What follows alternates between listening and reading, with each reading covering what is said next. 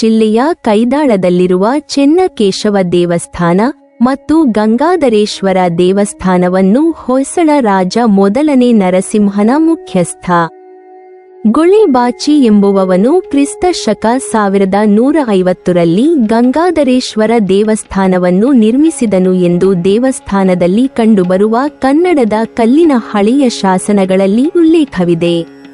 ಈ ದಾಖಲೆಗಳ ಪ್ರಕಾರ ಹಿಂದೆ ಕೈದಾಳವನ್ನು ಕ್ರೀಡಾಪುರಿ ಎಂದು ಕರೆಯಲಾಗುತ್ತಿತ್ತು ಮತ್ತು ಇದು ಒಂದು ಸುಂದರವಾದ ನಗರವಾಗಿದ್ದು ರಾಜ್ಯದ ಕೆಲವು ಅತ್ಯುತ್ತಮ ದೇವಾಲಯಗಳನ್ನು ನಿರ್ಮಿಸಿರುವ ಜಕಣಾಚಾರಿಯು ಈ ನಗರದಿಂದ ಬಂದವನೆಂದು ನಂಬಲಾಗಿದೆ.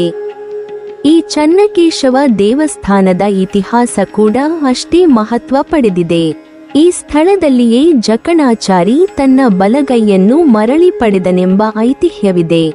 ಇಲ್ಲಿನ ಒಂದು ದಂತಕಥೆಯ ಪ್ರಕಾರ ಅಮರ ಶಿಲ್ಪಿ ಜಕಣಾಚಾರಿ ತುಂಬಾ ಚಿಕ್ಕ ವಯಸ್ಸಿನಲ್ಲಿಯೇ ತಮ್ಮ ಕಲೆಯನ್ನು ಬೆಳೆಸುವುದಕ್ಕೋಸ್ಕರ ಇತರ ಶಿಲ್ಪಿಗಳ ಜೊತೆಗೂಡಿ ತಮ್ಮ ಹೆಂಡತಿ, ಮನೆ, ಊರು ಎಲ್ಲವನ್ನೂ ತೊರೆದು ಬೇಲೂರು, ಹಳೇಬೀಡು ಪಟ್ಟಣಕ್ಕೆ ಬಂದರು.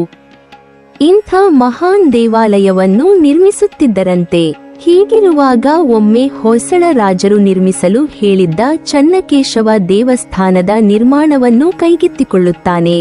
ಅವನು ಊರಲ್ಲಿ ಬಿಟ್ಟು ಬಂದಿದ್ದ ಅವನ ಮಗ ಈಗ ದೊಡ್ಡವನಾಗಿ ಅವನು ಕೂಡ ತಂದೆಯಂತೆ ಶಿಲ್ಪಕಲೆಗಳ ಗೀಳು ಹಚ್ಚಿಕೊಂಡು ತಂದೆಯನ್ನು ಅರಸುತ್ತಾ ಬೇಲೂರಿಗೆ ಬರುತ್ತಾನೆ.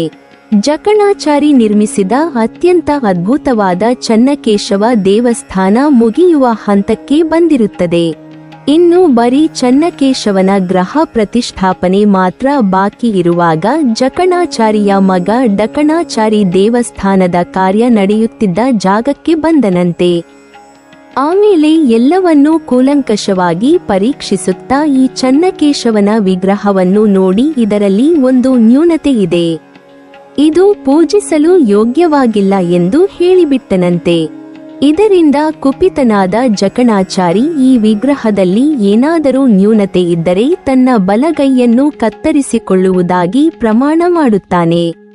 ನಂತರ ಎಲ್ಲರೂ ಸೇರಿ ಈ ವಿಗ್ರಹವನ್ನು ಪರೀಕ್ಷೆ ಮಾಡಲು ಒಪ್ಪಿಕೊಂಡು ವಿಗ್ರಹಕ್ಕೆ ಸಂಪೂರ್ಣವಾಗಿ ಚಂದನದ ಲೇಪನವನ್ನು ಹಚ್ಚುತ್ತಾರೆ.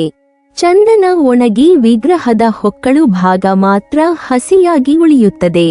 ಆಗ ಅದರೊಳಗೆ ಏನಿರಬಹುದೆಂದು ಪರೀಕ್ಷಿಸಲು ಅಲ್ಲಿ ಒಂದು ಜೀವಂತ ಕಪ್ಪೆ ಕುಳಿತಿರುತ್ತದೆ.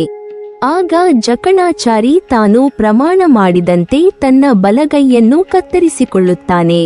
ಅಂದಿನಿಂದ ಈ ವಿಗ್ರಹ ಕಪ್ಪೆ ಚೆನ್ನಿಗರಾಯ ಎಂಬ ಹೆಸರಿನಿಂದ ಖ್ಯಾತಿ ಪಡೆಯಿತು ಎನ್ನುತ್ತದೆ ಇತಿಹಾಸ. ನಂತರ ಜಕಣಾಚಾರಿಗೆ ಡಕಣಾಚಾರಿಯೇ ತನ್ನ ಮಗನೆಂದು ಗೊತ್ತಾಗುತ್ತದೆ. ನಂತರದ ದಿನದಲ್ಲಿ ಜಕಣಾಚಾರಿ ಮತ್ತೆ ಚೆನ್ನಕೇಶವನ ವಿಗ್ರಹವನ್ನು ನಿರ್ಮಿಸುತ್ತಾನೆ. ಆಗ ಅವನು ಕತ್ತರಿಸಿಕೊಂಡಿದ್ದ ಬಲಗೈ ಮತ್ತೆ ಮರಳಿ ಪಡೆದನು ಎಂಬ ಐತಿಹ್ಯವಿದೆ. ಸುಮಾರು 5.5 ಅಡಿ ಎತ್ತರದ ಕಪ್ಪು ಕಲ್ಲಿನಿಂದ ನಿರ್ಮಾಣ ಮಾಡಲಾದ ಚೆನ್ನಕೇಶವನ ವಿಗ್ರಹ ಎಂಥವರನ್ನೂ ಸೂಜಿಗಲ್ಲಿನಂತೆ ಸೆಳೆಯುತ್ತದೆ. ಅಷ್ಟೊಂದು ಅದ್ಭುತವಾದ ಸುಂದರ ಕಲಾಕೃತಿ ಇದಾಗಿದ್ದು ಇದು ಜಕಣಾಚಾರಿ ನಿರ್ಮಾಣದ ಕೊನೆಯ ದೇವಸ್ಥಾನವಾಗಿದೆ. ಬೇಲೂರು ಚೆನ್ನಕೇಶವ ದೇವಾಲಯದ ವೈಭವಕ್ಕೆ ಹೊಂದಿಕೆಯಾಗುವ ಕೈದಾಳದ ಚೆನ್ನಕೇಶವ ದೇವಾಲಯವು ಹೊಯ್ಸಳ, ದ್ರಾವಿಡ ಮತ್ತು ವಿಜಯನಗರ ಶೈಲಿಯ ವಾಸ್ತುಶಿಲ್ಪದ ಸಮ್ಮಿಲನವಾಗಿದೆ ಎಂಬ ಅಭಿಪ್ರಾಯವಿದೆ.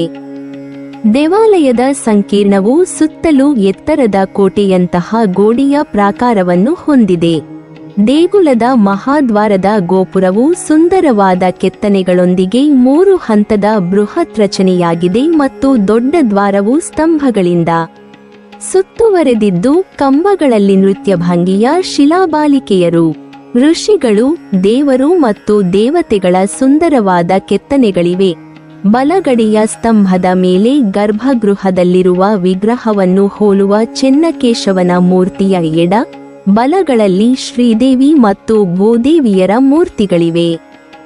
ಎಡಗಡೆಯ ಸ್ತಂಭದ ಮೇಲೆ ಕೈಗಳನ್ನು ಮಡಚಿದ 11 ಅಡಿ ಎತ್ತರದ ಒಂದು ವಿಗ್ರಹವಿದ್ದು ಇದನ್ನು ಕೆಲವರು ಪ್ರಸಿದ್ಧ ಶಿಲ್ಪಿ ಜಕಣಾಚಾರಿ ಎಂದು ಮತ್ತೆ ಕೆಲವರು ಅದನ್ನು ಮುಖ್ಯಸ್ಥ ಗೊಳಿಬಾಚಿ ಎಂದು ಹೇಳುತ್ತಾರೆ. ಗರ್ಭಗೃಹದಲ್ಲಿ ಪ್ರತಿಷ್ಠಾಪಿಸಲಾದ ಏಕಶಿಲಾ ಕೃಷ್ಣಶಿಲೆಯಲ್ಲಿ ಸುಂದರವಾದ ಚೆನ್ನಕೇಶವನ ಮೂರ್ತಿಯು ಅತ್ಯಂತ ಸುಂದರವಾಗಿದ್ದು, ವಿಗ್ರಹವು ಹೆಚ್ಚಿನ ಹಿಂದೂ ದೇವಾಲಯಗಳಿಗಿಂತ ಭಿನ್ನವಾಗಿ ಪಶ್ಚಿಮಕ್ಕೆ ಮುಖ ಮಾಡಿದೆ. ದೇವಾಲಯದ ಅರ್ಚಕರು ಮುಸ್ಲಿಂ ಆಕ್ರಮಣಕಾರರಿಂದ ಮುಖ್ಯ ವಿಗ್ರಹವನ್ನು ನಾಶಪಡಿಸುವುದನ್ನು ತಡೆಯಲು ಪಶ್ಚಿಮಕ್ಕೆ ಮುಖ ಮಾಡಿ ಪ್ರತಿಷ್ಠಾಪಿಸಲಾಗಿದೆ ಎಂದು ವಿವರಿಸುತ್ತಾರೆ. ವಿಗ್ರಹದ ಮೇಲಿನ ಆಭರಣಗಳ ಕೆತ್ತನೆಗಳು ಸೊಗಸಾದ, ವಿವರವಾದ ಮತ್ತು ದೋಷರಹಿತವಾಗಿವೆ. ತ್ರಿಮೂರ್ತಿಗಳಾದ ಬ್ರಹ್ಮ, ವಿಷ್ಣು ಮತ್ತು ಮಹೇಶ್ವರರ ಸುಂದರವಾದ ಕೆತ್ತನೆಗಳನ್ನು ಹೊಂದಿರುವ 2.5 ಅಡಿ ಪೀಠದ ಮೇಲೆ 5.5 ಅಡಿಯ ಚೆನ್ನಕೇಶವನ ವಿಗ್ರಹವನ್ನು ಸ್ಥಾಪಿಸಲಾಗಿದೆ.